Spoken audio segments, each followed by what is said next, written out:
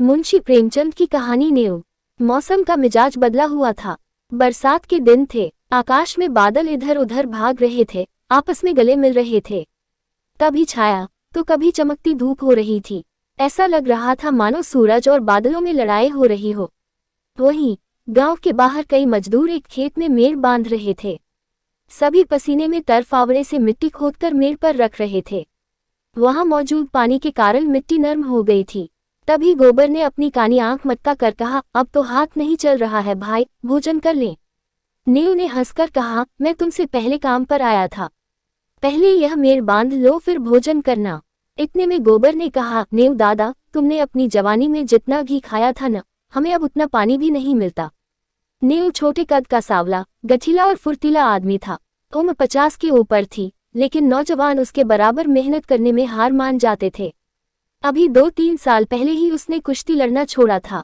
गोबर, तंबाकू पिए बिना तुमसे कैसे रहा जाता है नीव दादा? हमें तो रोटी मिले न मिले, लेकिन तंबाकू बिना हम नहीं जी सकते। दीना मेहरिया कुछ नहीं करती है, हम तो ऐसी मेहरिया साथ एक दिन न रहें। नीव, जवानी तो उसके साथ कटी है, अब बुढ़ापे में उससे कोई काम नहीं होता तो भला क्या करें? गोबर, तुमने उसे सिर चढ़ा रखा है, वरना काम क्यों नहीं करेगी? दिन भर मजे से खाट पर बैठी चिलम पीती रहती है और गांव भर से लड़ती है। तुम जरूर बूढ़े हो गए हो, लेकिन वो अब भी जवान ही है। उसी वक्त दीना बोला, जवान औरत क्या उसकी बराबरी करेगी? आज भी सिंदूर, बिंदी, काजल और मेहंदी में उसका मन बसता है। रंगीन धोती और गहनों के बिना हमने तो कभी उसे देखा नहीं। तुम सीधे हो इसलिए निभा रहे हो, नहीं तो गली गली ठोकरें खाती। गोबर, मुझे तो उसके दिखावे पर गुस्सा आता है। काम कुछ न करेगी, लेकिन पहनने खाने को अच्छा ही चाहिए। नीव, तुम नहीं जानते बेटा, जब वह आई थी तब मेरा हाल ऐसा न था। वह रानी की तरह रहती थी। वक्त बदल गया, लेकिन मन तो अब भी वही है न। जरा सा चूल्हे के पास बैठ जाए तो आंखें लाल हो जाती हैं। मुझसे तो यह हाल नहीं देखा जाता है। यहाँ से जाकर पानी लाऊंगा और रोटी बनाऊंगा, तब जाकर खाएगी। तुम्हारी तरह अकेला रहता तो तंबाकू की 4 फूंक मारकर और 1 लोटा पानी पीकर सो जाता। जब से बिटिया मरी है, तब से वह और सुस्त हो गई है। उसके मन को काफी धक्का लगा है। माँ की ममता तुम नहीं समझोगे बेटा, पहले तो डांट टपट देता था, अब किस मुंह से बोलूं? दीना, कल तुम पेड़ पर काहे चढ़े थे? नीव, बकरी के लिए पत्ती तोड़ रहा था। बिटिया को दूध पिलाने के लिए बकरी ली थी। अब वह भी बूढ़ी हो गई है, लेकिन थोड़ा दूध दे देती है। उसका दूध और रोटी ही मेरी मेहरिया का आधार है। शाम होते ही नीव घर पहुंचा। उसने लोटा उठाया और नहाने की तैयारी करने लगा। तभी स्त्री ने खाट पर लेटे लेटे कहा, इतनी देर क्यों कर दी? काम के पीछे प्राण मत दे दो। जब पगार सबको बराबर मिलती है तो अकेले तुम क्यों जान देते हो? नीव का मन प्रेम से भर गया। उसने सोचा, मेरी स्त्री के दिल में मेरे प्रति कितना प्रेम है। उसे मेरे मरने जीने की चिंता है। नीव बोला, तू जरूर पिछले जन्म में देवी रही होगी। बुढ़िया बोली, रहने दो, चापलूसी बंद करो। हमारे आगे कौन है जिसके लिए इतना हाय हाय करें? नीव नहाकर लौटा और रोटियां बनाने लगा। चूल्हे से आलू निकालकर उनका भरता बनाया और दोनों साथ खाने लगे। बुढ़िया बोली, मेरे होने से तुम्हें कोई सुख नहीं मिला ना, केवल पड़े पड़े खाती हूँ और तुम्हें तंग करती हूँ। इससे अच्छा तो भगवान मुझे उठा लेता। नीव उसकी बात काटते हुए बीच में बोला, यमराज आएंगे तो उनसे कहूंगा कि पहले मुझे ले चलो। भला इस सुनसान झोपड़ी में अकेले कौन रहेगा? बुढ़िया बोली, तुम न होते तो मेरा क्या हाल होता? यह सोचते ही मेरी आंखों के सामने अंधेरा छा जाता है। जरूर मैंने कोई पुण्य किया होगा तभी तुम मिले, वरना किसी और के साथ मैं रह न पाती। जैसे शिकारी कांटे में चारा लगाकर मछली को फंसाता है, वैसे ही आलसी और लोभी बुढ़िया जीभ पर रस रखकर नीव को अपने इशारों पर नचाती थी। उन दोनों में से पहले कौन मरेगा, इस विषय पर आज उनकी कोई नई बातचीत न थी। पहले भी हजारों बार इस विषय पर चर्चा हुई। नीव ने मन ही मन यह मान लिया था कि पहले वही जाएगा। वह मेहनत इसलिए करता था ताकि उसके पीछे बुढ़िया को किसी के सामने हाथ न फैलाना पड़े, वह आराम से खा सके। जो काम कोई नहीं कर सकता था, वह नीव करता था कि 4 पैसे जमा हो जाए। बुढ़िया के बगैर वह अपने जीवन की कल्पना भी नहीं कर सकता था, लेकिन आज की बात ने नीव को सोच में डाल दिया था। गांव भर में नीव को काम की कमी न थी, लेकिन मजदूरी कुछ न मिलती थी। एक दिन एक बाबा जी घूमते फिरते गांव में आ पहुंचे। उन्होंने नीव के घर के सामने ही डेरा डाल दिया। बाबा जी की सेवा के लिए गांव भर के लोग जमा हो गए। किसी ने लकड़ी दी, किसी ने कंबल का इंतजाम किया तो कोई आटा दाल ले आया। नीव को समझ नहीं आया कि वह क्या करे, तो उसने भोजन बनाने का जिम्मा ले लिया। बाबा जी भूत भविष्य बताते थे, दूर दूर तक लोग उन्हें छू नहीं सका था। 2-3 दिनों में ही बाबा जी की चर्चा आसपास के गांवों में होने लगी। नीव बाबा जी का सबसे बड़ा भक्त था। उसने सोचा कि बस बाबा जी की कृपा बरस जाए तो सभी दुख दर्द दूर जाएंगे। बाबा बोले, बच्चा, इस संसार की माया में क्यों फंसे हो? नीव ने सिर झुकाकर कहा, महाराज अज्ञानी हूँ, क्या करूँ? स्त्री है, उसे कैसे छोड़ दूं? बाबा बोले, तुझे लगता है कि तू स्त्री का पालन करता है? नीव बोला, तो और कौन सहारा है उसका? बाबाजी ने कहा, ईश्वर ने संसार की रचना की है, वो सबका पालन कर रहा है और तू कहता है कि तू बुढ़िया का पालन कर रहा है। इतना अभिमान कैसे कर सकता है तू? नीव को ज्ञान बोध हुआ। उसने हाथ जोड़ लिए और बोला, अज्ञानी हूँ महाराज। आंखों से आंसू गिरने लगे। इससे ज्यादा वह कुछ न कह सका। बाबा बोले, ईश्वर का चमत्कार ऐसा है कि वो चाहे तो तुझे लखपति कर दे और क्षण भर में सारी परेशानियां खत्म कर दे। मैं मात्र उसका एक भक्त हूँ, मुझ में इतनी शक्ति नहीं है कि तुझे पारस बना दूं। तू सच्चा, ईमानदार और साफ दिल का इंसान है, मुझे तुझ पर दया आती है। तेरे पास कुछ चांदी हो तो बता, मैं तुझे अमीर बना दूंगा। नीव का मन खुशी से खिल गया। नीव बोला, मेरे पास चंद पैसे हैं और मेरी घरवाली के पास चांदी के कुछ टूटे फूटे गहने होंगे, मैं ले आऊंगा। बाबा बोले, जितनी चांदी मिल सके कल रात तक ले आ। मैं तेरे सामने चांदी को हांडी में रखूंगा, प्रातःकाल हांडी आकर निकाल लेना।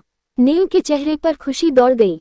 इतने में बाबा बोले, लेकिन ध्यान रहे, इन अशरफियों को जुआ खेलने, शराब पीने या बुरे काम में खर्च मत करना, वरना कोड़ी हो जाएगा। एक और बात, किसी से इस बात की चर्चा मत करना। नीव वहां से चला आया। खुशी के मारे रात भर उसे नींद नहीं आई। सुबह होते ही वह 2-4 आदमियों के पास उधार मांगने पहुंचा। लोग उसका भरोसा करते थे, इसलिए पैसे दे दिए। नीव ने किसी तरह 50 रुपये जोड़ लिए। 25 रुपये उसके पास पहले से थे, लेकिन असल दिक्कत बुढ़िया से चांदी के गहने निकलवाने की थी। उसे समझ नहीं आ रहा था कि वह क्या बहाना बनाए। नीव को एक तरकीब सूझी। वह बुढ़िया से बोला, तेरे गहने बहुत मैले हो गए हैं, ला मुझे दे, रात भर मैं खटाई की हांडी में डालकर इन्हें साफ कर दूंगा। बुढ़िया ने गहने दे दिए। देर रात जब वह सो गई तो नीव गहने लेकर बाबा जी के पास पहुंचा।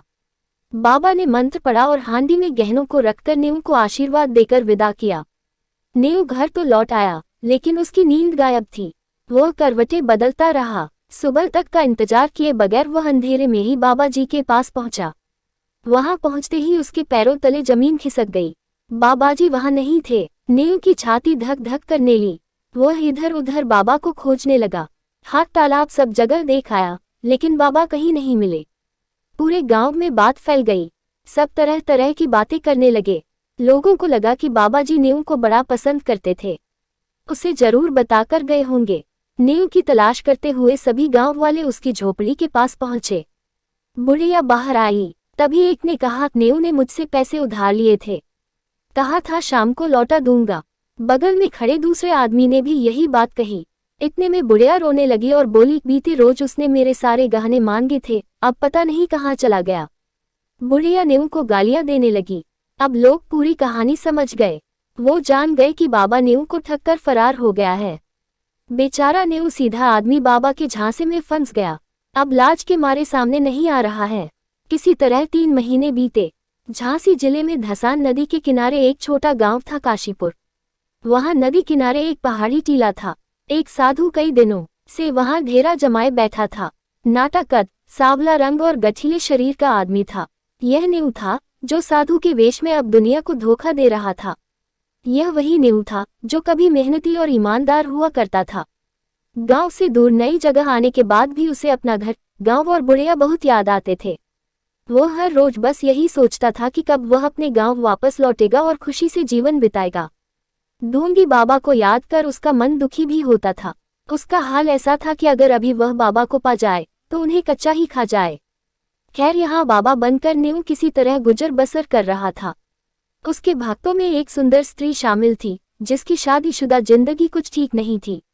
एक दिन पारिवारिक कलह के बाद वह रूठकर मायके आ गई। तब से उसका पति उसे लेने नहीं आया था। वह स्त्री किसी तरह अपने पति को वश में करना चाहती थी। एक रोज उसने बाबा जी को अपनी समस्या बताई। नीव को जिस शिकार की आस थी वह उसे मिलता दिखाई पड़ रहा था।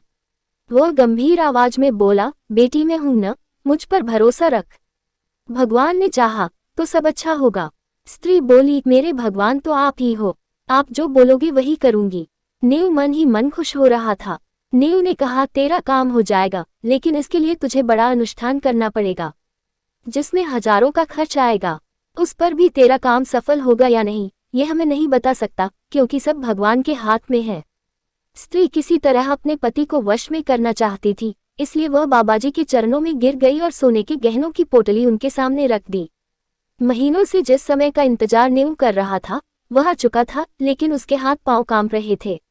उसके अंदर अजीब सी उलझन होने लगी। वह चाह कर भी स्त्री के साथ ठगी नहीं कर पा रहा था। उसके संस्कार उसे इस काम को करने से रोक रहे थे। अंत में नीव ने रोते हुए कहा, बेटी यह पोटली ले जाओ, मैं तुम्हारी परीक्षा ले रहा था, तुम्हारी मनोकामना जरूर पूरी होगी। इतना कहकर वह वहां से उठा और गांव की ओर निकल पड़ा। रास्ते में तालाब देख उसने स्नान किया। तिलक भभूत से उसे घृणा हो रही थी। तकरीबन 8 दिन के लंबे सफर के बाद वह गांव पहुंचा। उसे ऐसा लगा मानो वह बेड़ियों से आजाद हुआ हो और कोई बड़ी जीत हासिल की हो। उसके पहुंचने की खबर पूरे गांव में आग की तरह फैल गई। कुछ लड़कों ने उसका स्वागत किया और बताया कि दादी तो मर गई। यह सुनते ही नीव का संसार उजड़ गया। वह कुछ न बोल सका, आंखें भर आईं। वह दौड़ा दौड़ा झोपड़ी में पहुंचा। किवाड़ खुला था। बुढ़िया की चारपाई जस की तस थी। चिलम और नारियल भी ज्यों के त्यों धरे हुए थे। इतने में पूरा गांव वहां आ पहुंचा। सवालों की झड़ी लग गई। किसी ने कहा, तुम कहाँ थे नीव दादा? तुम्हारे जाने के 3 रोज बाद ही दादी चल बसी। दिन रात तुम्हें कोसती और गालियां देती थी। तुम इतने दिन कहाँ रहे? नीव के पास कोई जवाब न था। वह कुछ न बोल सका, बिल्कुल मौन हो गया, मानो जिंदा लाश। उस दिन के बाद से किसी ने नीव को हंसते बोलते नहीं देखा। वो ना किसी से कुछ कहता और ना कुछ मांगता। गांव के बाहर सड़क किनारे वो बैठ जाता है, जो राहगीर दे जाते उसी से अपना गुजारा करता। गांव में प्लेग फैल गया। सब गांव छोड़कर भागने लगे, पर नीव को किसी चीज की परवाह न थी। वह झोपड़ी के बाहर निर्जीव और अचेत पड़ा था। कहानी से सीख। मुंशी प्रेमचंद की कहानी नीव से हमें ये सीख मिलती है कि ईमानदारी और संस्कार सबसे बड़े हैं और इंसान को धन का लोभ नहीं करना चाहिए।